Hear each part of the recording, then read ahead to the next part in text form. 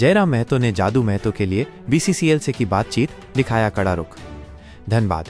जादू महतो को न्याय दिलाने के लिए जयराम महतो ने Bharat coking coal limited BCCL के अधिकारियों से वार्ता की। इस दौरान जयराम महतो का रुख काफी आक्रामक और दृढ़ दिखा। उन्होंने जादू महतो के साथ हुए अन्याय को उजागर करते हुए बीसीसीएल से तुरंत कार्रवाई की मांग की। जयराम महतो ने कहा कि जब तक जादू महतो को न्याय नहीं मिलता तब तक उनका संघर्ष जारी रहेगा। उन्होंने चेतावनी दी कि यदि बीसीसीएल ने इस मामले को गंभीरता से नहीं लिया तो वे एक बड़ा आंदोलन शुरू करेंगे। बैठक के दौरान जयराम महतो ने बीसीसीएल के अधिकारियों को जादू महतो के मामले से जुड़े सभी सबूत और दस्तावेज सौंपे। उन्होंने अधिकारियों से निष्पक्ष जांच और दोषी अधिकारियों के खिलाफ सख्त कार्रवाई की मांग की। इस घटनाक्रम से यह साफ है कि जयराम महतो जादू महतो को न्याय दिलाने के लिए कोई कसर नहीं छोड़ेंगे और आवश्यकता पड़ने पर वे और भी कड़ा रुख अपनाने से पीछे नहीं हटेंगे। झारखंड का पारंपरिक कर्मा पर्व बुधवार को रांची विश्वविद्यालय के जनजातीय एवं क्षेत्रीय भाषा संकाय में धूमधाम से मनाया गया। यह पर्व न सिर्फ आदिवासी समाज की गहरी धार्मिक आस्था और सांस्कृतिक विरासत को दिखाता है, बल्कि सामाजिक एकता और भाईचारे का भी प्रतीक है। इस खास मौके पर विश्वविद्यालय परिसर में पारंपरिक और आधुनिक संस्कृति का एक खूबसूरत संगम देखने को मिला। झारखंड के पूर्व ग्रामीण विकास मंत्री के.एन. त्रिपाठी के खिलाफ पलामू में SC/ST एक्ट सहित कई गंभीर धाराओं में FIR दर्ज की गई है। उन पर आरोप है कि उन्होंने अपने बॉडीगार्ड को थप्पड़ मारा और जाति सूचक शब्दों का इस्तेमाल किया। क्या है पूरा मामला? मेदिनीनगर टाउन थाना में पूर्व मंत्री के खिलाफ 0 FIR दर्ज हुई है। पुलिस ने बताया कि के.एन. त्रिपाठी के दोनों बॉडीगार्ड ने पुलिस को एक लिखित शिकायत दी है। शिकायत के अनुसार मंगलवार को पूर्व मंत्री अपनी गाड़ी से डाल्टनगंज से लातेहार जा रहे थे। लातेहार के जुबली चौक पर भारी ट्रैफिक जाम था, जिसे हटाने के लिए पूर्व मंत्री ने अपने बॉडीगार्ड को कहा। थोड़ी देर बाद के.एन. त्रिपाठी जाम वाली जगह पर आए और उन्होंने अपने एक बॉडीगार्ड को थप्पड़ मार दिया। उन्होंने उस समय जाति सूचक शब्दों का भी इस्तेमाल किया। इस घटना के बाद दोनों बॉडीगार्ड लातेहार थाने पहुंचे, जहां उनकी मेडिकल जांच भी की गई। बुधवार को उन्होंने मेदिनीनगर टाउन थाने में FIR के लिए आवेदन दिया, जिसके बाद केस दर्ज किया गया। इस मामले की जांच एक सब इंस्पेक्टर रैंक के पुलिस अधिकारी को सौंपी गई है। धनबाद में बीसीसीएल के पाथरडी कोल वॉशरी परिसर में पिछले 3 दिनों से तनाव का माहौल है। यहाँ शिवशंकर उर्फ जादू महतो के परिवार वाले उनके शव के साथ धरने पर बैठे हैं और बीसीसीएल प्रबंधन से मुआवजे की मांग कर रहे हैं। इस धरने को अब बीजेपी की झरिया विधायक रागिनी सिंह का भी समर्थन मिल गया है। उन्होंने धरना स्थल पर पहुंचकर मृतक के परिजनों से मुलाकात की और उन्हें न्याय दिलाने का भरोसा दिया। दरअसल आरोप है कि बीसीसीएल के पाथरडी कोल वॉशरी प्रबंधन की प्रताड़ना से तंग आकर शिवशंकर उर्फ जादू महतो ने आत्मदाह कर लिया था। उनका परिवार इसी वजह से प्रबंधन से उचित मुआवजे की मांग कर रहा है। आज भी देश में ऐसे कई गांव हैं जहां लोग बुनियादी सुविधाओं के लिए तरस रहे हैं। लातेहार जिले के सदर प्रखंड की बेंदी पंचायत का ठेकीटांड गांव भी इनमें से एक है। इस गांव में आज तक सड़क नहीं बन पाई है, जिसके कारण लगभग 500 लोगों की आबादी को रोजाना कई मुश्किलों का सामना करना पड़ता है। सड़क न होने के कारण गांव के युवा भी परेशान हैं, क्योंकि उन्हें शादी के लिए रिश्ते नहीं मिल पा रहे हैं। दरअसल कोई भी परिवार अपनी बेटी की शादी ऐसे गांव में नहीं करना चाहता जहां आने जाने के लिए कोई रास्ता न हो। यह स्थिति गांव के विकास में एक बड़ी बाधा बन गई है और यहाँ के लोग आज भी एक अच्छी सड़क का इंतजार कर रहे हैं। सरायकेला खरसावां जिले में अपराध पर लगाम लगाने के लिए पुलिस ने एक बार फिर कड़ा रुख अपनाया है। पुलिस अधीक्षक के निर्देश पर पूरे जिले में एक विशेष अभियान चलाया गया, जिसके दौरान 16 वांछित अपराधियों और वारंटियों को गिरफ्तार किया गया। इस अभियान का मुख्य लक्ष्य उन अपराधियों को पकड़ना था जो कई मामलों में फरार चल रहे थे, साथ ही पुराने वारंटियों की तलाश करना भी था। इस छापेमारी के लिए सरायकेला और चांडिल के अनुमंडल पुलिस पदाधिकारियों के साथ साथ सभी थाना प्रभारियों की अलग अलग टीमें बनाई गई थीं। पुलिस का यह सख्त कदम जिले में अपराध पर नियंत्रण पाने की दिशा में एक महत्वपूर्ण पहल माना जा रहा है। झारखंड के खूंटी जिले में हाथियों के हमले में एक व्यक्ति की मौत हो गई, जबकि एक अन्य घायल हो गया। ये घटना मंगलवार की रात रनिया थाना क्षेत्र के बोंगटेल गांव में हुई। मृतक की पहचान कृष्णा सिंह 32 के रूप में हुई है। प्रभागीय वन अधिकारी DFO दिलीप कुमार यादव के अनुसार कृष्णा सिंह अपने कुछ साथियों के साथ एक खेत से हाथियों के झुंड को भगाने की कोशिश कर रहे थे। इसी दौरान हाथियों ने उन पर हमला कर दिया और उन्हें कुचलकर मार डाला। हाथियों के हमले में एक और व्यक्ति के घायल होने की खबर भी सामने आई है। जमशेदपुर में अपराधियों के हौसले बुलंद होते दिख रहे हैं। बुधवार को शहर के सोनारी डिस्पेंसरी रोड पर स्थित वर्धमान ज्वेलर्स में दिन दहाड़े डकैती हुई। 6 बदमाश ग्राहक बनकर दुकान में घुसे और फिर कर्मचारियों की कनपटी पर पिस्तौल लगा दी। दिन दहाड़े गोली मारकर की डकैती। डकैतों ने जब लूटपाट शुरू की तो दुकान के संचालक पंकज जैन ने उनका विरोध किया। इस पर बदमाशों ने उन्हें गोली मार दी जो उनके पैर में लगी। उन्हें तुरंत TMH टाटा मेन हॉस्पिटल में भर्ती कराया गया, जहां उनका इलाज चल रहा है।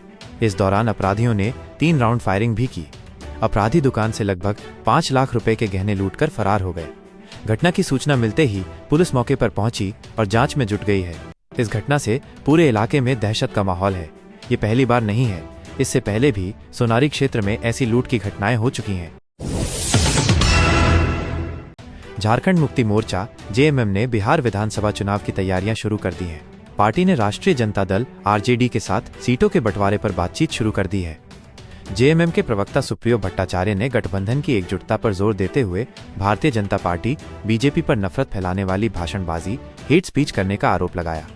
उन्होंने हेमंत सोरेन के नेतृत्व वाली झारखंड सरकार के कामों की भी सराहना की। भट्टाचार्य ने विशेष रूप से विस्थापन आयोग और राज्य में सांस्कृतिक संस्थानों की स्थापना को महत्वपूर्ण बताया। हजारीबाग जिले के इचाक प्रखंड में एक चौंकाने वाला मामला सामने आया है। यहाँ के चंदा स्थित विद्यासागर विद्यालय व हॉस्टल से बुधवार सुबह एक 8 साल का बच्चा अपने शिक्षकों के कथित उत्पीड़न से तंग आकर भाग गया। ये बच्चा तीसरी कक्षा का छात्र है और इचाक के लुंद्रू बसरिया गांव का रहने वाला है। हॉस्टल से भागने के बाद वह करीब 20 किलोमीटर पैदल चला और दारू प्रखंड की पेटो बस्ती पहुंच गया। यहाँ कुछ स्थानीय लोगों ने उसे देखा और उसकी मदद की। फिलहाल बच्चा सुरक्षित है। राष्ट्रीय मानवाधिकार आयोग NHRC ने गोड्डा में आदिवासी कार्यकर्ता सूर्या हांसदा की मौत का संज्ञान लिया है। आयोग ने इस मामले में गोड्डा के SP से जवाब मांगा है कि मुठभेड़ की जानकारी समय पर क्यों नहीं दी गई। ये कार्रवाई आजसू नेता संजय मेहता की शिकायत के बाद की गई है, जिन्होंने पुलिस पर फर्जी मुठभेड़ का आरोप लगाया है। आयोग ने गोड्डा के उपायुक्त, DC और पुलिस अधीक्षक SP से इस मामले में 4 सप्ताह के भीतर विस्तृत रिपोर्ट मांगी है। गोमिया में दुर्गा पूजा और दीपावली के त्योहार नजदीक आते ही चोरी की घटनाओं में बढ़ोतरी हुई है। DAV पब्लिक स्कूल स्वांग की एक शिक्षिका रिंकू विश्वकर्मा के घर से दिन दहाड़े लाखों के गहने और कीमती सामान चोरी हो गए। शिक्षिका ने पुलिस को दी गई शिकायत में बताया है कि चोरों ने 17 लाख रुपए से ज्यादा के सामान की चोरी की है। पुलिस मामले की जांच कर रही है। टाटा मोटर्स ने अपने आने वाले डीमर्जर से पहले बड़ा प्रशासनिक बदलाव किया है। कंपनी ने अपनी जॉब रोटेशन पॉलिसी के तहत 2 वरिष्ठ अधिकारियों रजत सिंह और BN सिंह का तबादला किया है। रजत सिंह को पंतनगर भेजा गया है, जबकि BN सिंह को लखनऊ की जिम्मेदारी सौंपी गई है। यह फेरबदल 1 अक्टूबर से होने वाले डीमर्जर की तैयारी का हिस्सा है। इस डीमर्जर में पैसेंजर और कमर्शियल व्हीकल कारोबार को अलग अलग किया जाएगा, जिससे दोनों नई कंपनियों के लिए एक मजबूत प्रशासनिक ढांचा तैयार हो सकेगा।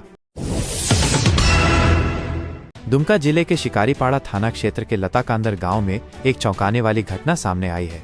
यहां एक आदिवासी महिला ने 38 वर्षीय लालटू शेख की जीभ काट दी।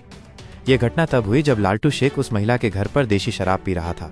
किसी बात को लेकर महिला से उसकी कहासुनी हो गई। गुस्से में आकर महिला ने अपने पति और 4 अन्य लोगों के साथ मिलकर लालटू शेख को पकड़ा, उसके हाथ पैर बांधे और फिर उसकी जीभ काट दी। जीभ काटने के बाद उसे घर के बाहर फेंक दिया गया। घायल लालटू शेख को इलाज के लिए पश्चिम बंगाल के रामपुरहाट अस्पताल में भर्ती कराया गया है। पलामू के हुसैनाबाद प्रखंड के पथरा गांव में शराब की दुकान खोले जाने का विरोध हो रहा है। गांव की महिलाओं ने इसके खिलाफ रैली निकाली और सरकार से दुकान बंद करने की मांग की। महिलाओं का कहना है कि शराब की दुकान खुलने से समाज पर बुरा असर पड़ेगा, जिसका सबसे ज्यादा बुरा प्रभाव महिलाओं और बच्चों पर पड़ेगा। ग्रामीणों का ये भी कहना है कि उन्होंने पहले ही अपने गांव को शराब मुक्त रखने का संकल्प लिया था, लेकिन सरकार ने उनकी बात को नजरअंदाज कर दिया। सिविल सेवा परीक्षा 2023 में झारखंड के कई युवाओं ने सफलता हासिल की है।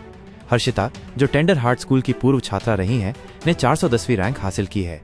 इसके अलावा जमशेदपुर की स्वाति शर्मा ने अखिल भारतीय स्तर पर 17वीं रैंक प्राप्त कर राज्य का नाम रोशन किया है। वहीं डोरंडा निवासी प्रेरणा सिंह ने इस परीक्षा में 271वां स्थान हासिल किया है। इन सभी की सफलता ने झारखंड को गौरवान्वित किया है। झारखंड के रामगढ़ में एक सनसनीखेज मामला सामने आया है। यहाँ एक युवती के साथ कथित तौर पर बलात्कार, जबरन धर्मांतरण और अश्लील वीडियो बनाने की घटना हुई है। पीड़िता ने रामगढ़ महिला थाने में शिकायत दर्ज कराई है उसने बताया कि एक युवक, जिसकी पहचान अजमल अंसारी के रूप में हुई है, ने उसे एक एनजीओ में नौकरी दिलाने के बहाने होटल बुलाया था। युवती का आरोप है कि वहां अजमल ने उसके साथ दुष्कर्म किया, उसका अश्लील वीडियो बनाया और फिर उसे जबरन अपना धर्म बदलने के लिए मजबूर किया। पुलिस मामले की जांच कर रही है। झारखंड में इस साल मानसून की अच्छी बारिश के कारण किसानों को काफी राहत मिली है। कृषि विभाग के आंकड़ों के अनुसार राज्य में धान की 94% से ज्यादा रोपनी हो चुकी है, जो पिछले कुछ वर्षों के मुकाबले काफी बेहतर है। स्वास्थ्य मंत्री इरफान अंसारी ने गुरुवार को होने वाले ऋण पास RINPAS के शताब्दी दिवस समारोह की तैयारियों का जायजा लिया। इस मौके पर मंत्री ने अधिकारियों और कर्मचारियों को समारोह को सफल बनाने के लिए जरूरी निर्देश दिए।